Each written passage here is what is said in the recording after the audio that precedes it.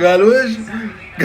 قال الاجواء اثرت عليهم، شال ضبان شال غيلان، انت يعني متعودين على البرد، ما يشوفوا البر ولا وش السالفه يعني. ابى افهم بس كيف انا خبرك على وش افهم. 90 دقيقه لا يركضوا ترى ما سووا شيء، ركض بس ركض 90 دقيقه ركض. هم والمنتخب العراقي بعد كلهم منطمسين في هذه المباراه. انا بقابل هذا احسن لي، انا اقابل اجواءكم انتم. السلام عليكم.